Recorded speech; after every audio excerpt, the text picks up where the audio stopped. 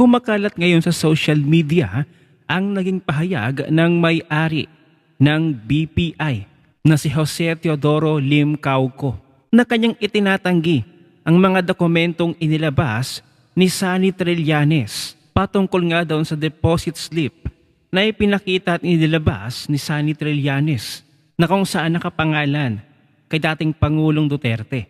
At ayon nga mismo sa BPI, sa owner ng BPI, hindi nga raw BPI document ang kumakalat na graphic na nagpapakita ng umano'y credits. Heto ang kumakalat na statement mula sa BPI.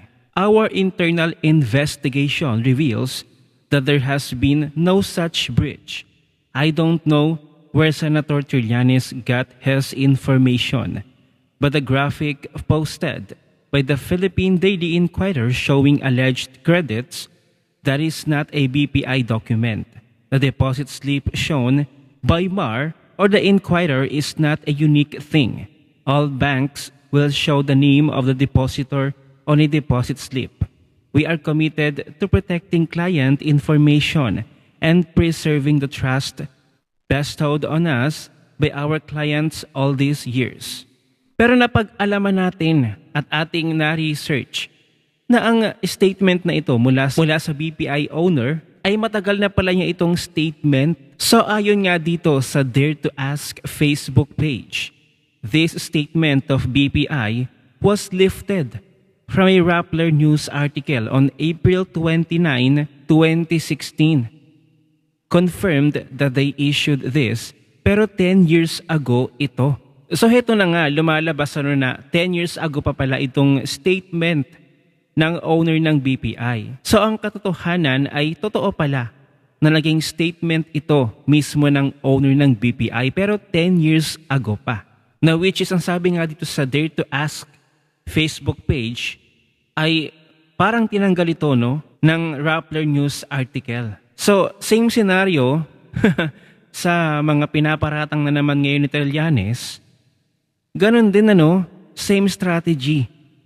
Way back 2016, mga bank accounts na naman ang ginagamit ni Trililing para siraan ang mga Duterte. Gaya nga ng naunang pahayag ng BPI, ay wala daw katotohanan na BPI documents yung ipiniresenta ni Trillanes. So anong ibig sabihin nun? Nagko-fabricate ba itong si Trillanes ng mga dokumento? So makikita natin sa ibinahaging photos ng Dare to Ask Facebook page, makikita natin etong deposit slip at makikita natin sa ibabang bahagi mayroong date April 28, 2016 mula sa Rappler News. At gayon din itong statement ng owner ng BPI 2016 din. Ito, BPI speaks up on Duterte controversy. April 29, 2016 din. So buti na lang nakapag-screenshot ang ibang mga concerned citizen na screenshot nila yung article mula sa Rappler. Na sabi nga ng Dare to Ask Facebook page na lift na daw ang post na ito, ang article na ito So bakit nila ito tinanggal? Ayan kitang-kita. So ang tanong bakit daw tinanggal ng Rappler itong article na ito patungkol sa BPI at kay Trillanes?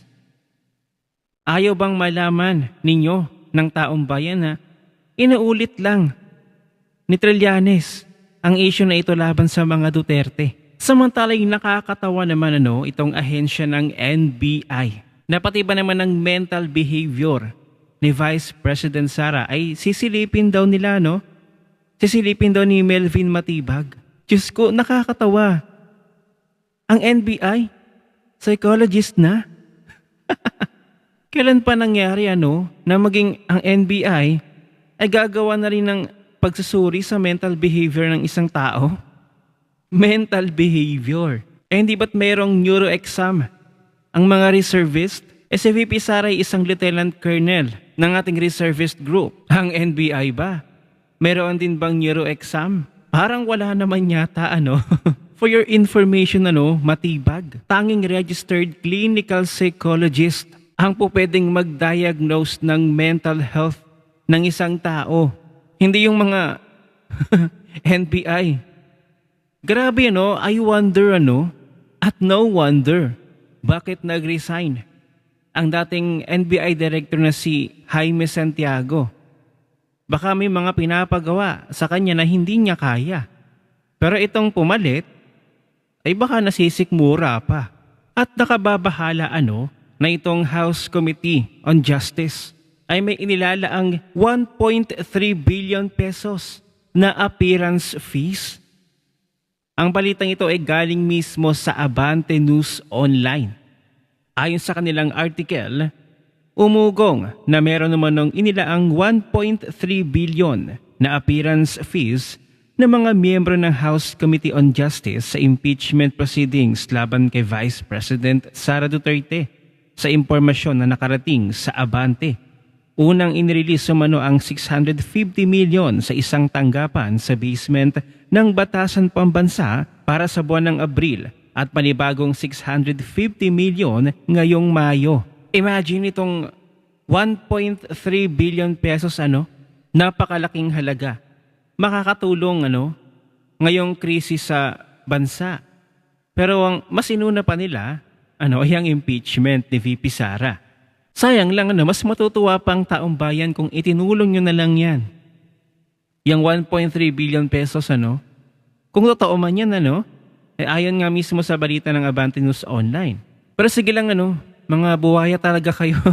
Sipsipin nyo na ang lahat ng gusto nyong sipsipin ngayong administrasyon. Hanggat kaya nyo, sige lang, ubusin nyo. Pasasaat mauubos din yan. Pero tandaan nyo may balik din yan yung inyong ginagawa sa taong bayan. Ubos na ang pera ng gobyerno. Ang pera ng taong bayan na dapat itong gobyerno na ito inilalaan yung pera ng taong bayan mismo sa mga Pilipino din dahil nagbabayad sila ng buwis, ng tax na pinaghirapan din nila. So dapat ibalik nila sa taong bayan na ginagamit nila itong pera ng taong bayan para sa pansariling interest lamang, para sa kanilang political career. Take note parang lahat yata ng ahensya ng gobyernong ito ay ang kalaban lang iisang tao, si VP Sara. Just imagine gagastos ka ng pagkalami-raming pera ng taong bayan, pera mula sa tax ng taong bayan para lang sa kalaban mong isang tao na si VP Sara. Naakala mo itong mga kongresista na ito ay sila ang may-ari ng pera ng taong bayan. Sila'y pinapasahod din naman natin ng taong bayan. Sa bagay, mukhang hindi naman gagalaw itong mga kongresista na ito kung walang perang kapalit. Kaya sa 2028 sambayan ng Pilipino, bumawi kayo sa pagboto. Ano ang masasabi ninyo na pati ang mental behavior ni VP Sara ay iimbestigahan, ipasasuri ng NBI? Pati ba naman yung trabaho ng psychologist ay kukunin na rin ng NBI? Ano ang inyong opinyon? I-share mo na ang video na ito. Mag-iwan ng comment at like dyan sa ibaba at magkita-kita ulit tayo sa susunod na video.